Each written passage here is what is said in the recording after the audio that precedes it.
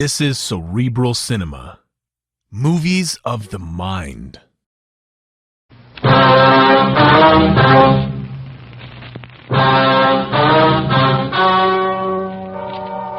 story you are about to hear is true. The names have been changed to protect the innocent. Fatima Cigarettes. Best of all, king-size cigarettes brings you Dragnet.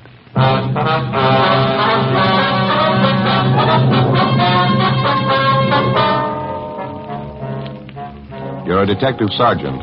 You're assigned to narcotics detail. You're in the middle of a drive to break up a $100,000 narcotics ring. You apprehend two of the lesser gang members. You still haven't reached the big operation. You still haven't found their store of heroin. Your job? Get them. Fatima, America's first, largest selling blended cigarette. Now, king-size. 1950.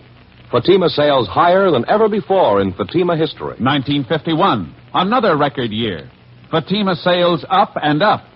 Why, in 1 month alone, Fatima sales were up 110% coast to coast. Friends, for your smoking in 1952, insist on Fatima. Enjoy Fatima quality, extra mildness, and superbly blended tobaccos. Remember, the name Fatima has always stood for the best in cigarette quality. Yet Fatimas cost the same as the cigarettes you're now smoking. Compare them. When you see the difference, taste the difference, smoke the difference, you'll switch to Fatima. Because in Fatima, the difference is quality. Each king-size Fatima gives you a long, extra mild, and soothing smoke with the added protection of Fatima quality. Buy Fatima.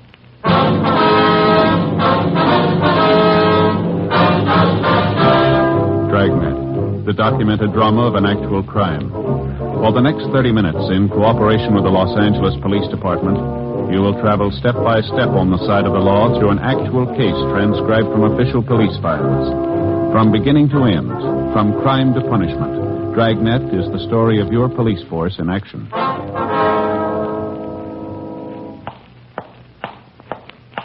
It was Sunday, August 14th. It was cool in Los Angeles.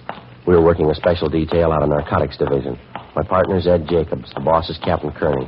My name's Friday. It was 1:23 a.m. when I got to 5th and Ceres, southwest corner. Hi, Joe. Ed, Captain, you been waiting long? Just got here. All right, Jacobs. Okay. Where'd you finally book in the two of them? 77th Division, Substation Watts. Parrish here is willing to cooperate. Told us everything he knows about the gang. Well, I'm glad you feel that way, Stan. You won't regret it. Yeah. What's the matter? Hope it helps. Red and the other guys find out about it. It's going to be rough. You're not going to find out from us. We're heading out for East Hollywood, Joe. Apartment house out there. Parrish says that's where Red makes his pickups. Whereabouts is that, Stan?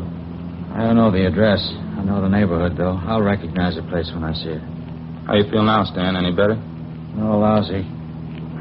Sure could use a fix about now. Sorry, Parrish. Can't help you there. How you going to handle this thing, Captain? I mean, picking up Stan and Max Higbee. You figure we can keep it quiet? The newspapers are going to cooperate. They're not going to print a word about it. I'm going to handle the court work. Stan and Max are going to waive their preliminary. Ought to give us 5 to 6 weeks of quiet if we need it. If we can't reach the rest of the gang by then, we'll never reach them. Sure feel lousy. Sick. Never tried to kick the habit before. How long does it take? Well, it all depends. How bad are you hooked? Oh, not bad. I'm just chippy with it. Not more than a cap a day. Where do we go now, Stan? Keep going straight? Yeah, straight ahead. Turnout's not for a while yet. Well, how do you figure it from here on in, Captain? What do I do about Red? Well, you're going to have to con your way through. I had the crime lab fix up a dummy package for you on the seat there. Uh-huh. Has the same wrappings as the one the real stuff came in. The package Stan gave you in the restaurant. You take it back to Red and scream your head off. Yeah? You tell him you got the package from Stan and Max and you paid him the 6 G's for it. You opened it up and found it full of powdered sugar. Read them off. Put it on big. You got a gun? No, I haven't. I checked it in my locker when I started on this thing. All right, take mine. Okay. Make it heavy. Pretend you're going to gun him. What if it doesn't work, Skipper? That's taken care of, too. There'll be a couple of men down in the street, Joe. If you get your back to a wall, break the window, they'll come running. Okay, I'll give it a try. You think Red's still at his hotel, Stan? Sure. He's probably waiting for me and Max. Anybody with him, you think? No, I don't think so. All right. Ed, I wonder if you'd call my mother the first chance you get. She might be a little worried. Don't have to. She She called the office before we left. Oh. I think I convinced her everything was all right. Oh, thanks a lot. Captain? That's it. We'll let you out at the next corner. Head back for the hotel. Right. Good luck, Joe. Right, Ed, thanks. How about it, Parrish? Anything else you can give us that might help him? I don't know. It's going to take a lot of front. Only one way you can get that. Yeah? You better get yourself a good fix. I left Captain Kearney, Ed Jacobs, and the narcotics suspect, Stan Parrish, on the corner of Western and Wilshire and made my way to Red's Hotel on West 54th Street. I went up to the second floor and found his door open. I walked in. Red was sitting in an overstuffed chair next to the radio, listening to the police calls coming in. What's the matter now, Lindsay? Why the gun? Don't try any of your conning this time, you two-bit What's thief. the matter with you? Put the gun down. No, not before I get what's coming to me. You and your lousy punks. What are you talking about? Where's Stan and Max? Dead, I hope. And that leaves only you to deal with. I should have known better the first time when you had me tamped. I should have gotten that right then. What's in your craw, guy? Come on, let's settle. You know what. Now look for yourself. 6 G's worth. Powdered sugar. You didn't think you could beat me for this, did you? I don't know what you're talking about. There's more in this than me. If you don't square up this thing with us, there's ways of taking care of you. I'm on the lam anyway. Now, one more beef isn't going to make that Put much that difference. gun down, will you? Now, let's talk it out. It doesn't make sense. If you've been beat, then so have I. Don't try to sell me that line. Get both of them out. I know they're here. Now, come on. Get them out here. Will you watch that gun, will you? I don't know what you're getting at, Lindsay. They're not here. Didn't you see them, Max and Stan? Sure, I saw them. That's why I'm here. I gave them the money, 6 yards of it, and that's what I got, powdered sugar. Now, you start explaining, smart guy. It's the truth. I don't know where they are. I gave Stan and Max 20 ounces to take to you. I told Stan to make the meet with you inside the restaurant. Max is supposed to be the lookout. Oh, yeah, sure. So help me. I don't get it. Two of them never tried anything like this before. Weren't you tipped off at all? Maybe the way they acted. Something they said. No, nothing. That moot Stan was a little unhappy. He said he wanted a fix and you wouldn't give it to him. That's right, I wouldn't. Well, then you should have known better. There's no time to get stingy with him when he's going to make a deal for you. You know what happened the last time he took a fix before a job. I sent him out to that park to watch you. He ends up by tamping you. I'm leveling with you, Lindsay. I think we've both been taken. I still don't get it, though. I can't understand why they'd run out on me. Now, look, I haven't got the time to draw you pictures, mister. All I know is my dough's gone and you haven't delivered the stuff. Now, you get with it. Now, wait a minute. How do I know for sure? What? How do I know you didn't get the real merchandise and you took care of Max and Stan? How do I know you didn't build a frame? Oh, sure. That's why I'm back here. I got 20 ounces free and I want another 20. I met those mooches of yours and took care of them all by myself. Now, that makes a lot of sense, doesn't it? Mm-hmm. Now, get off it, Red. You're not going to poor mouth me out of this. I paid my 6 G's and I want the merchandise. Full 20 ounces and I want it right now. You're crazy. I can't do that. You have to give me time. We don't keep this stuff here. It isn't mine in the first place. What are you handing me? It isn't. I'm just a middleman, that's all. You'll have to give me time. Maybe we can work out something for you. You bet you're going to work out something for me. You got my 6 G's. Why'd you try and big shot me in the first place? Calm down, Mark. Trying to make me believe you were the big man. You ought to get wise to yourself, Red. Why should I deal with a middleman? I can probably buy the junk cheaper from your boss. Now, where's he? You couldn't buy it at 2 G's an ounce. He wouldn't sell it to you. I handle all this stuff. I'm the only one he works through. What makes you so special? You can't even handle a 20-ounce deal and keep it straight. Now, stay cool, will you? Give me 24 hours. What am I supposed to be doing in the meantime? Same thing I'll be doing, worrying about getting that stuff back. Why try and cover up? Your mooches ran out on you. Maybe. I want to make sure I'll get the word out. Yeah? I'll find out what happened. Before I left Red, we set up a meet for the following night in his hotel room at 7 p.m. Then I left, went downtown to an all-night drugstore, and put in calls to Captain Kearney and my partner, Ed Jacobs. I briefed them on what had happened with Red, and the captain set it up for the three of us to meet early that morning and plan the next move. The meeting point was down off Gallardo Street, alongside the Santa Fe train yards. Joe, over here. Hi, Ed. Captain. Hi. You're a little late. Anything happen? Well, I did some doubling back. Wanted to make sure I wasn't followed. Things worked out with Red, huh? No trouble? Well, not so far, no. I think he went for my story. He said he's going to do some checking around, though. Try to find out what happened to Stan and Max. Yeah, I halfway figured that. That story you told him, I thought if Red bought that, you'd be in. He didn't buy it that far. I guess it made an impression waving a gun at him, but he still has some doubts. What else can you do to get yourself in solid? You tried about it, everything, Joe.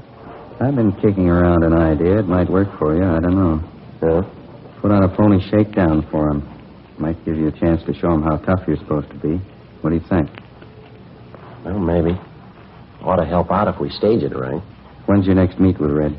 7 o'clock tonight, his hotel. Room 231, that it? Yeah, that's right. How do you want to work it? Oh, I'll get a couple of men from Metro Division, have them in uniform. We better have them work in a radio car. Mm-hmm. We're going to have a good reason for him breaking in on you. How about a 415, Skipper? Joe could go up to the room, pick an argument with Red, and make noise, a lot of loud talking. Yeah, that sounds okay. All right. Both of the men in the radio car will be thoroughly briefed. You'll know what to do Friday. You're out to sell yourself. Act as tough as you think you have to. All right, I'll give it a try. Play it up to the hilt. You give Red the least idea the shakedown's a phony and we're washed up. Yeah. Phone me at the office as soon as you can, the inside line. We'll be waiting for the call. Right. And just one more thing. Yeah? How about that apartment house Stan was going to show you last night? The place where Red's supposed to pick up the junk? He pointed the place out all right. It's going to take some checking. What do you mean? Stan said he drove Red to this apartment house about a dozen times. Always had to stay in the car, though. Red went in alone. Didn't know which apartment Red went to. Well, can't we check him out, Captain? Got some men on it now. Going to take a little time. Big layout. All right. 47 apartments. I left Ed and Captain Kearney and caught a streetcar back to my hotel. I had some scrambled eggs, toast, and coffee in the grill next door, and then I went up to my room and got a couple hours sleep. Late that afternoon, I took in the show at a newsreel theater, had a bite to eat, and then headed out for Red's Hotel on West 54th Street. I got there a few minutes before 7.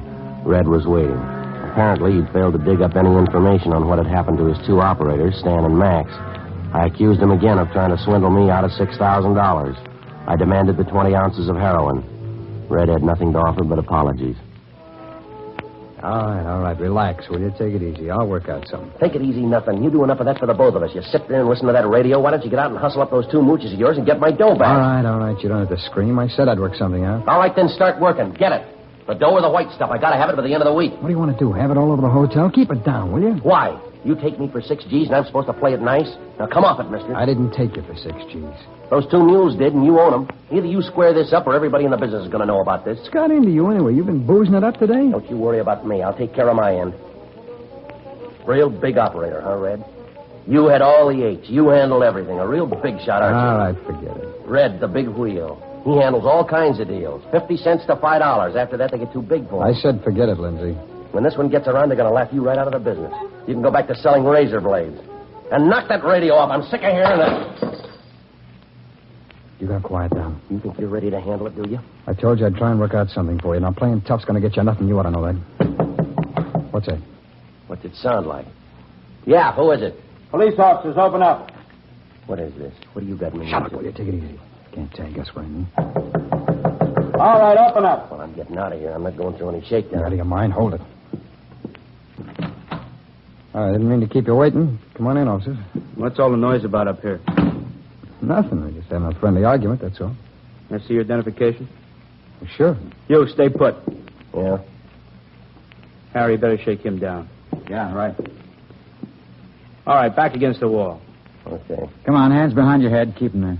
You bet. The lousy fuzz. Come on, grab the other one. All right, good. Both of them. You crazy fool. Now what do we do? You don't have to worry about the other one. He's out cold. Take the gun off this one here. I'll get his handcuffs. Why'd you have to do it? Why'd you have to start something? I told you I can't afford a shakedown. You ought to know that. Better give it up, both of you. You're not going to get away with it. Shut up, will you? You won't go far. Come on, Red. Help me drag him over here. What are you going to do? A fed post here. All right, get his wrists around here. That's it. That ought to hold him. Lindsay, you're out of your mind. What do we do with him now? Don't worry about that. How's his partner? Nothing doing. He's still out. All right, now, cop, let's have it. What's the idea of the shakedown? Where we pick you up again, you'll get the idea. Now, come on, let's have it. Why don't you lay off? That's not going to get us out of this. For a big dealer, you got a lot of chicken in you. Now, look, cop, give. Why the shakedown? You're wasting your time. Maybe I can change your mind. Lindsay, you're crazy. Put that gun away. Now, come on, cop, talk. Who gave you the Put tip-off? that gun away, will you? It's only going to get us in deeper. I want some answers. These fuzz didn't come along by accident. There had to be a tip-off. How do you know? You were talking up a storm in here, making a lot of noise. Somebody in the hotel could have complained. Come on, get out of And here. leave the two of them behind to identify us? That ain't going to work. It's got to. What else can we do? We can kill him. You're out of your mind. I can kill him right now. You'll do it alone, Lindsay. I'm getting out. We still got business to do. I'm not looking for a murder rap. Now, come on, give it up. Let's get out of As here. soon as we leave, we're going to have to start running. I won't be good for more than a day in this town. What do I do about my deal? Come on, we can talk about it later. Come on, We can talk right now. You handed me the stall long enough. I got 24 hours left. I want it settled. Okay, I'll talk to the big man. I promise you. I want to have a meet with him. I don't know. Now, you listen. That $6,000 buy was a drop in the bucket. I want to buy more. If the big guy's ready, so am I. You got the money? I got it. Cash. Now, how about the meet? How about it, Red? Okay, I'll set it up. Red got his things together, and we took the rear fire escape that led down to a service alley behind the hotel. Before the two of us separated, we agreed that Red would call me at my hotel at 10 o'clock the following morning. I wasn't altogether sure, but it seemed as though the act I'd put on at the phony shakedown had impressed Red quite a bit. Before I went back to my hotel, I called Ed Jacobs and Captain Kearney and briefed them on the developments. At 10 o'clock the next morning, I was waiting by the phone in my hotel room. At 10:15, Red called. I talked to the big man this morning. I told him what you wanted.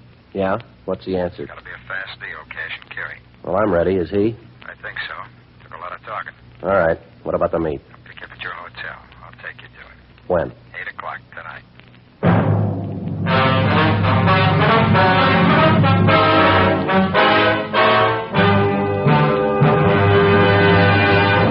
You are listening to Dragnet, authentic stories of your police force in action. Fatima, America's first, largest-selling blended cigarette. Now king size. See the difference, taste the difference, smoke the difference.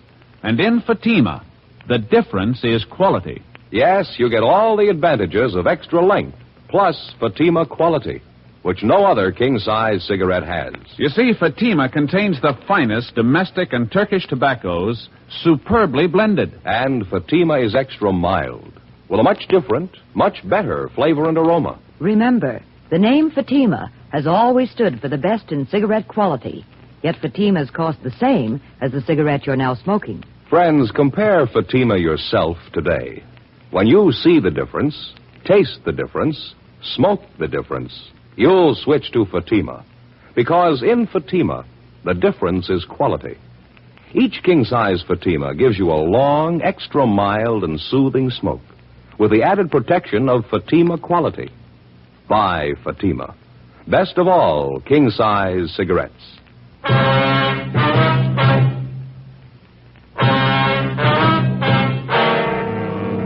Tuesday, August 16th, 10:33 a.m. As soon as I got word from Red about the meet he'd set up for me with the big man, I called Captain Kearney on the inside line and briefed him on the way things stood. He said he'd have 3 teams of men ready to tail me and cover the meet. They'd work alternately in 3-way radio cars in order to reduce the risk of discovery to the minimum.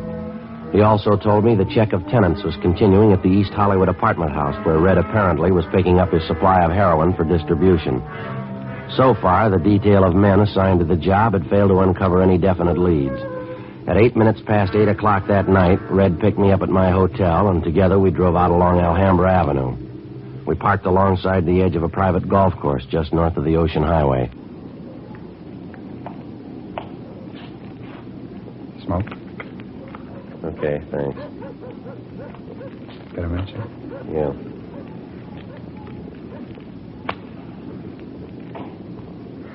Thanks. Well, what about it? We've been here 15 minutes already. A lot of time. Deals like this, the boss doesn't like to hurry things. Yeah, well, maybe he ought to get with it. Relax, will you?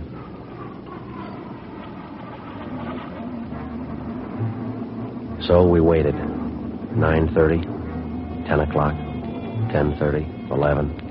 Still no sign of the big man. 11:30, 11:45. No sign. What time you got, Lindsay? 10 minutes to midnight. Well, you got any ideas? Yeah, I guess I can tell you now. Well, you make this one real good, will you? It's been a long wait. Boss wants to make sure about you, that's all. He's checking his contacts where you said you operate up around Fresno, isn't that right? All right, so he's checking on me. What's he want, a blood sample? He's careful. He wants to make sure. If it didn't show, this is what he told me to tell you. Yeah? If you're cleared all around with his contacts, the meet's set for tomorrow afternoon. Where? I'll get to it. The deal's this. You said you wanted a big buy. The boss has got it. How much? 2 kilos. Same good stuff you sampled, high-grade Mexican. You can get it at 10 grand a kilo. Well, that's not bad if it's good quality. What's the breakdown? It's 40% good. You're getting a fat discount. You know that. Well, that depends. 2 kilos, 10 G's apiece, $20,000. You got it. Cash and carry. That's a lot of scratch to get together in a hurry. You got a whole day. No dough, no jump. All right, I'll get it. Where's the meet? Out by South Pasadena. They're holding a big flower show in the neighborhood. You'll meet him there. Contact me for the time. Yeah. When'll it be? When do I meet him? When you got the 20,000. 11:15 p.m. Red drove me back downtown and dropped me off at 4th and Main. Before we separated, he told me he'd call me early the following afternoon regarding the time of the meet with the big man, providing I had the $20,000 for the narcotics buy. 1 a.m. After stopping off at a cafeteria and then a coffee counter to make sure I wasn't being tailed, I got to a public telephone, put in a call to Captain Kearney. South Pasadena, a flower show sometime tomorrow afternoon, that right? Yeah, that's it, Captain. All right, we'll cover it all the way. Well, how about the money? What do you think? You got a little with you, haven't you? A little, yeah. Okay, fake it the best way you know how. We'll be around. As soon as you make sure the guy has the junk with him, pass the signal, we'll move in. Right. Something else. You get any lead at all on the big man tonight? No, nothing. How about you? Good piece of luck. I think we got him spotted. Before he hung up, Captain Kearney told me that the careful screening of tenants in the East Hollywood apartment house pointed out to them by Stan had netted a couple of prime suspects. They were an elderly couple, a Mr. and Mrs. Thomas Leslie. Besides the fact that he had a narcotics record in the East, Mr. Leslie operated a second-hand bookstore on Beverly Boulevard, which apparently was being visited often by known narcotics peddlers. Early the following afternoon, Red called me at my hotel room, and I told him I had the $20,000 for the buy. He picked me up at 1:45 p.m. I flashed a stack of money containing mostly $1 bills, and he seemed satisfied. He drove me out to the site of the flower show in South Pasadena, a large glass-domed conservatory just off the Arroyo Seco freeway. Let's head back this way, huh? Yeah.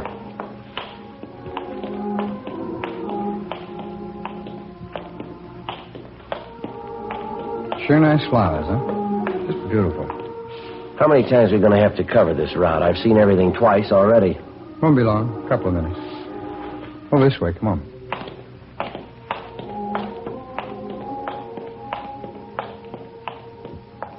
Yeah, they're sure pretty. Look, I don't get any of this. If we got business, why can't it be in private? This your big man's idea of a joke? It's protection, Lindsay. He's got to be careful. I guess he figures this is the last place they'd look for. We'll make another round of this place. We'll stand out like a sore thumb. Oh, relax. You'll make the buy. Coming up right now. What? Come on, follow me.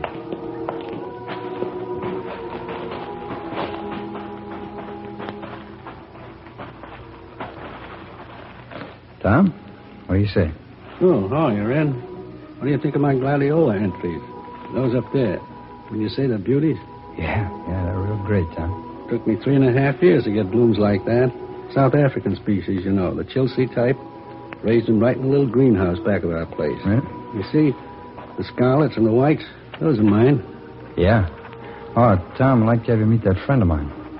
Lindsay, this is Tom. Hi. How do you do? What do you think of my entries? Raised every one of them from seeds, Lindsay. They take a lot of care. Yeah, they're all right. Plenty of care. Especially those, the South African type. They take a good, stiff, sandy loam, quality fertilizer, just the right kind of heat and water. Takes a lot of work. Proud of them. Yeah. Look, I haven't got too much time to spend. Maybe we better talk outside, huh? Yes, that takes quite a lot of work. Beautiful blooms. You have all the money with you? All of it. You got 2 kilos? That's correct.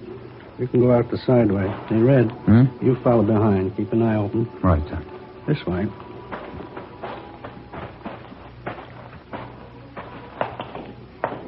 Sorry for the delay. It's necessary sometimes. Yeah.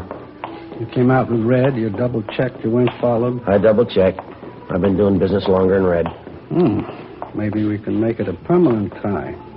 Out here.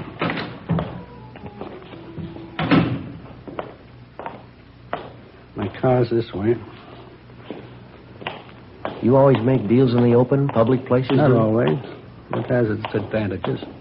You sure this is the HI sample now? I don't want another phony buy. It's no phony. You can be sure of that. Here's a car. Well, the money. Well, you show me the stuff. Red knows I got the money. Red. Yeah, Tom. The money. You saw it before you brought him here? Yeah, he showed it to me. Right here in my pocket. Have a look if you want. Now, come on. I can't afford to camp on this thing. All right. Keep a lookout, Red. All right, Tom. In the car, Lindsay. There.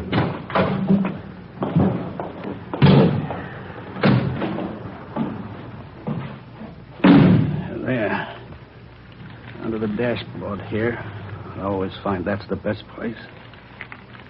You have a car, of course. I'll go back with Red. All right. There you are. 2 kilos. Now the money. What about breaking the package? How do I know it's not more powdered sugar? Of course it's not. Wait a minute. What is this? Those men coming up to the car. Take it easy, mister. Well, I'm getting out of here. Let go. Come here. Let go. No. All right, Joe, I got him. Hold him, Ed. I'll shake him down. We got the other one. Red. No trouble. Good. Okay, he's clean. Red. That stupid Red. I should have known. Joe, good work. Stuff all there? Yeah, 2 kilos. Want us to take him back in our car, Skipper? All right. We'll take in the other one. Meet you at the parking lot gate. We'll follow you in. Right. All right, mister. This way. Look, let me ask you a favor. Won't take a minute. Yeah? Let me call my wife. I want to let her know what's happened. I wanted to come out here and get my flowers. I got some valuable plants in that show. I'll be taken care of. Your wife couldn't make it anyway. She was picked up an hour ago. No, couldn't be. What's going to happen? Every dollar I own, all my merchandise, 2 kilos, best quality, all of it. We'll take care of that. Come on, let's go. All I got, those beautiful plants. You can do that much for me. Let me go back and get my flowers. They're prize gladiolas. It won't hurt anything, will it?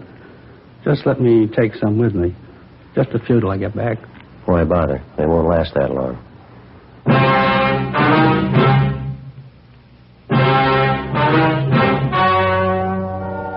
The story you have just heard was true. The names were changed to protect the innocent. On December 4th, trial was held in Superior Court, Department 84, City and County of Los Angeles, State of California. In a moment, the results of that trial. And now here is our star, Jack Webb. Thank you, George Fenneman. When you compare Fatima, see the difference, taste the difference, and then smoke that difference, I'm convinced that you'll switch to Fatima, because in Fatima, the difference is quality. Now, to show our confidence in Fatima, we're making a money-back guarantee to every king-size cigarette smoker. Buy a pack of Fatimas. Enjoy Fatima quality, extra mildness, and superbly blended tobaccos. If you're not convinced Fatima is better than the king-size cigarette you're now smoking, just return the pack and the unsmoked Fatimas before April 1st, and we'll give you your money back, plus postage. That's Fatima, Box 37, New York 1. Buy Fatima. Each king-size Fatima gives you a long, extra mild, and soothing smoke with the added protection of Fatima quality.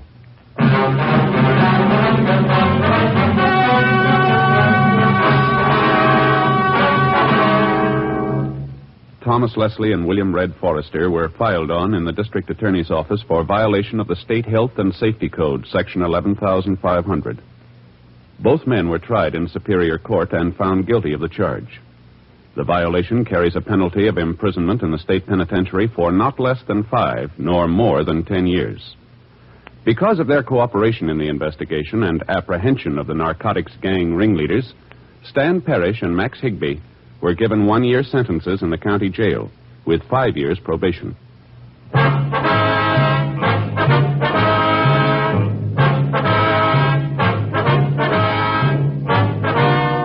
You have just heard Dragnet, a series of authentic cases from official files. Technical advice comes from the Office of Chief of Police W.H. Parker, Los Angeles Police Department. Heard tonight were Barney Phillips and Stacey Harris. Script by Jim Moser. Music by Walter Schumann. Hal Gibney speaking.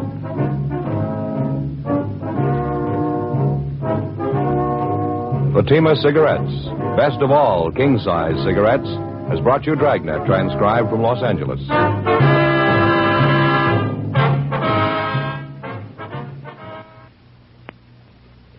Next, it's David Harding and Counter Spy on NBC.